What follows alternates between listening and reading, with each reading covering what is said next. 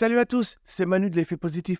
Aujourd'hui, je vais vous parler d'un sujet qui touche beaucoup d'entrepreneurs, l'attachement émotionnel aux clients et comment l'EFT, ça peut vous aider à surmonter ce blocage. Il y a quelques semaines, j'ai reçu un message de Thomas. C'est un entrepreneur talentueux, mais qui avait du mal à se détacher émotionnellement de ses clients. Thomas, il avait récemment perdu un proche, et ça a exacerbé ses difficultés à gérer les relations professionnelles. Il était tellement impliqué émotionnellement qu'il avait peur de perdre ses clients, et ce qui créait un stress immense et qui l'empêchait de se concentrer sur la croissance de son entreprise. Thomas, il m'a contacté sur recommandation d'un ami commun en espérant trouver une solution à ses blocages émotionnels. Dès notre premier échange, j'ai senti la profondeur de sa détresse et j'ai décidé de l'aider en utilisant l'EFT, une technique que j'affectionne particulièrement pour libérer les charges émotionnelles. Pour ceux qui ne connaissent pas l'EFT, Emotional Freedom Technique, il s'agit d'une méthode de libération émotionnelle qui combine la psychologie moderne avec les anciennes pratiques de la médecine chinoise. J'ai déjà fait pas mal de vidéos là-dessus, je me arrête là. En tapotant sur certains points du corps et en se concentrant sur le problème émotionnel, on peut libérer les blocages et rétablir l'équilibre dans notre système. Alors, avant de commencer les séances avec Thomas, je vais expliquer comment fonctionnait le cerveau automatique. En gros, notre cerveau, il a une partie appelée le cerveau automatique qui réunit le cerveau reptilien et le cerveau limbique. Ce cerveau, il est programmé pour nous protéger en stockant des souvenirs traumatisants dans l'hippocampe. Et lorsqu'une situation similaire à un traumatisme passé se présente, l'hippocampe, il envoie une alerte à l'amygdale qui déclenche une réaction de stress ou de peur. Avec Thomas, nous avons commencé par une anamnèse pour comprendre son histoire et ses blocages.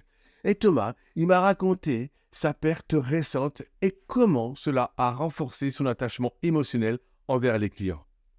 En fait, il avait peur de les perdre et ça le ramenait constamment à la douleur de sa perte personnelle. Cette anamnèse, ça a été un moment fort car il s'est complètement livré, partageant ses peurs et ses émotions. Une fois que nous avons identifié les principaux blocages de Thomas, nous avons entamé la première séance de FT. Je lui ai demandé de se concentrer sur une situation où il se sentait particulièrement attaché à un client et de noter l'intensité de son émotion sur une échelle de 0 à 10. Il m'a dit que l'émotion était à 8, ce qui est déjà très élevé.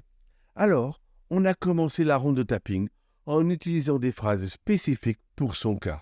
En tapotant sur le point karaté, nous avons répété ensemble « Même si j'ai peur de perdre mes clients et que cela me rappelle la perte de mon proche, je m'aime et je m'accepte complètement. » On a répété cette phrase 3 fois avant de passer aux autres points de tapping.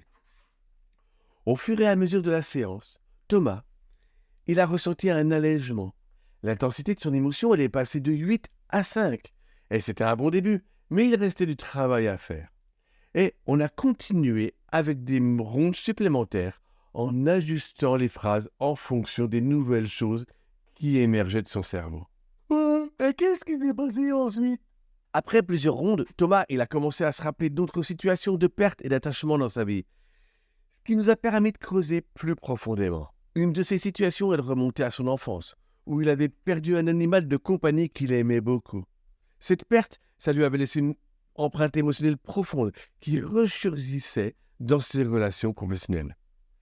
Et en abordant ses souvenirs plus anciens, on a pu libérer des couches supplémentaires de l'attachement émotionnel. Thomas a noté que son intensité liée à la perte des clients avait diminué encore plus, atteignant un niveau 3. À ce stade, il se sentait déjà beaucoup plus léger et prêt à aborder ses relations professionnelles de manière plus détachée et objective. Dans les séances suivantes, nous avons travaillé sur l'ancrage de croyances positives. C'est une étape essentielle pour remplacer les anciennes croyances limitantes par des nouvelles, qui sont bien sûr plus constructives.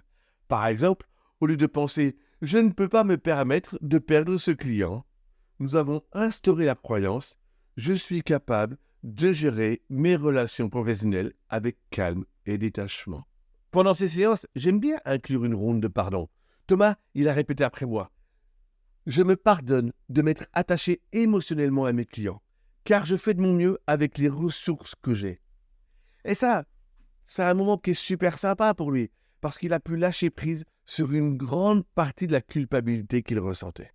Et comment il se porte Thomas maintenant? Eh bien Maurice, après plusieurs séances de travail ensemble, Thomas, il a fait d'énormes progrès. Il m'a dit qu'il se sentait beaucoup plus en contrôle de ses émotions et qu'il pouvait désormais interagir avec ses clients de manière professionnelle sans se laisser submerger par l'attachement émotionnel. Il a même remarqué une amélioration de ses performances en prospection, car il n'était plus paralysé par la peur de perdre des clients. Et l'avantage du coaching en EFT, c'est que j'alterne les séances de EFT et les séances de coaching pour aider Thomas à se développer. Thomas, il a appris à utiliser l'EFT de manière autonome pour gérer ses émotions au quotidien. Il m'a raconté comment, avant un appel important ou une rencontre avec un client, il faisait quelques rondes de tapping pour se recentrer et se calmer. Cette nouvelle habitude, ça lui a donné une confiance renouvelée et il a renforcé sa résilience face aux défis de l'entrepreneuriat. Maintenant, parlons des avantages du coaching en EFT. Il y en a plusieurs et je vais vous les expliquer en détail. Premièrement, l'EFT, ça permet de libérer rapidement les charges émotionnelles. Contrairement à d'autres méthodes qui peuvent prendre des mois, voire des années, l'EFT offre souvent des résultats significatifs en quelques séances seulement. En utilisant l'EFT, Thomas, il a pu réduire l'intensité de ses émotions de 8 à 3 en quelques rondes, ce qui est un progrès considérable. Deuxièmement, l'EFT, ça aide à accéder à des souvenirs enfouis et à des traumatismes non résolus. En travaillant avec Thomas, nous avons découvert des événements de son enfance qui contribuaient à son attachement. En traitant ces traumatismes, il a pu se libérer des schémas répétitifs qui le retenaient. Troisièmement, l'EFT, ça favorise un ancrage de croyances positives. Après avoir libéré les émotions négatives, il est crucial de remplacer ces vides par des croyances constructives. C'est ce que nous avons fait avec Thomas en instaurant des affirmations positives comme « Je suis capable de gérer mes relations professionnelles avec calme et détachement ». Quatrièmement, le coaching en EFT, ça offre un soutien personnalisé. Chaque personne est unique et le coaching permet d'adapter les séances aux besoins spécifiques de chacun. Avec Thomas, nous avons pu explorer les peurs, ses croyances et ses expériences de manière approfondie, ce qui a permis de cibler précisément les blocages à traiter. Cinquièmement, l'EFT renforce l'autonomie émotionnelle. En apprenant à utiliser l'EFT lui-même, Thomas, il a gagné un outil précieux pour gérer ses émotions au quotidien. Et il n'a plus besoin de dépendre d'un thérapeute pour se sentir mieux. Il peut pratiquer l'EFT quand il en a besoin, en renforçant ainsi sa confiance et son indépendance. Et enfin, sixièmement, l'EFT, ça améliore la qualité de vie globale parce qu'en se libérant de charge émotionnelle, on se sent plus léger, on se sent plus serein et on se sent plus capable de faire face aux défis de la vie. Thomas, lui, il en était non seulement une amélioration dans ses relations professionnelles, mais aussi dans son bien-être général. Il est plus heureux, plus détendu et plus concentré sur ses objectifs. Pour conclure cette vidéo, je veux rappeler à tous les entrepreneurs qui luttent avec des blocages émotionnels, qui sont en général liés à la prospection, que vous n'êtes pas seul. Les techniques comme l'EFT peuvent vraiment faire une différence en aidant à libérer les charges émotionnelles et à retrouver un équilibre. Si vous vous reconnaissez dans l'histoire de Thomas et que vous souhaitez essayer l'EFT, je vous invite à me contacter pour une séance de découverte gratuite. Le lien pour prendre rendez-vous, il est dans la description de cette vidéo. Et en même temps, vous pouvez également consulter d'autres ressources sur mon site pour en apprendre davantage sur l'EFT et comment ça peut vous aider dans votre parcours entrepreneurial.